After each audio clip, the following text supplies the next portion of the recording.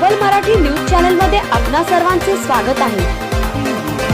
अहिल्यानगरमधील मंगलगेट येथील हजरत बापूशाह वली दर्गा परिसरात 110वा सदसाला उर्स मुबारक मोठ्या उत्साहात साजरा होत आहे।